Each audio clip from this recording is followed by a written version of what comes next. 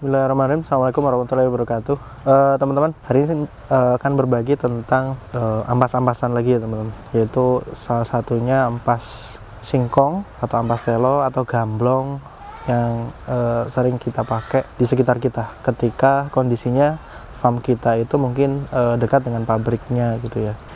Ampas telo ini atau gamblong ini sebenarnya pakan yang secara nilai nutrisi itu cukup bagus ya teman-teman. Jadi nilai energinya cukup tinggi, terus kemudian juga secara palatabilitas juga bagus gitu. Nah, jadi si ampas ini dipres benar-benar sampai sudah tidak mengeluarkan air lagi sehingga bentuknya mamal teman-teman. Jadi enggak benar-benar basah, ngucur airnya gitu enggak gitu. Jadi benar-benar ketika dipegang itu kering gitu. Nah, itu yang harusnya teman-teman bisa, yang harusnya teman-teman cari gitu. Si ampas ini sebenarnya untuk produktivitas susu itu juga bagus teman-teman.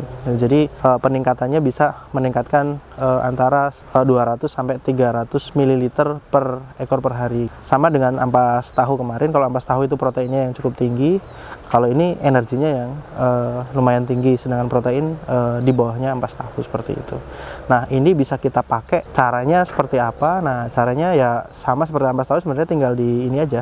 Kalau lebih bagus sebenarnya di mix antara konsentrat dengan ampas singkong ini ya. Perbandingannya bisa jadi 1:1 atau 1:2 gitu. Jadi kalau konsentratnya 1 kilo, berarti ampasnya bisa jadi mungkin 1 kilo atau 2 kilo gitu. Nah, ketika harganya, sekali lagi kembali ke harga ya, ketika harganya itu masuk di hitungan HPP kita teman-teman gitu. Nah, kalau yang dari Wonogiri itu kan sampai Jogja itu mungkin sekitar Rp700 ya, atau Rp600 atau Rp700 dulu. Dengan harga seperti itu masih sangat masuk sekali ketika dengan kenaikan yang tadi saya sebutkan itu. Kemudian untuk pengawetannya itu juga hampir sama dengan ampas tahu, jadi tinggal dimasukkan ke dalam plastik yang kedap udara seperti itu supaya dia tidak berjamur dan tidak busuk, atau kemudian dimasukkan ke dalam drum, itu juga bisa teman-teman. Nah, karena biasanya ada model-model yang dia jual karungan, ada model-model yang dia jual kiloan gitu kan. Nah, tergantung mana yang kira-kira paling terjangkau untuk kita beli.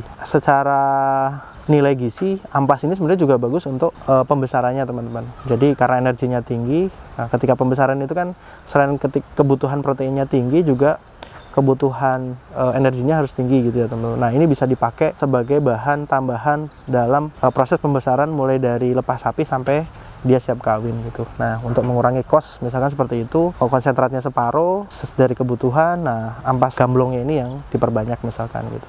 Nah, mungkin yang menjadi kesulitan bagi kita adalah secara diameter intake kadang memang tidak tercapai teman-teman. Jadi karena dia bentuknya basah, kadar airnya bisa jadi sangat tinggi gitu ya, di angka 70-80%. Nah, jadi berat keringnya itu mungkin cuman kira-kira 20% gitu ya teman-teman. Nah, itu bisa kita siasati ya. Jadi kalau memang misalkan mau beli yang kering juga ada sebenarnya. Jadi harganya memang selisih lumayan jauh gitu. Kalau kita beli basah mungkin harganya di angka Rp600-700, kalau kering sudah di angka 3.000-an rupiah gitu teman-teman. Nah, itu menjadi sebagai sebuah bahan pakan alternatif bagi kita untuk, terutama tadi ya, yang campuran untuk yang perah atau mungkin untuk yang di pembesaran. Mungkin besok kita akan bahas mengenai kandungannya seperti apa sehingga dia bagus untuk perah. Begitu juga dengan turunan-turunan singkong lainnya ya. Ada salah satunya itu adalah kulit singkong gitu, tapi yang sudah dikeringkan.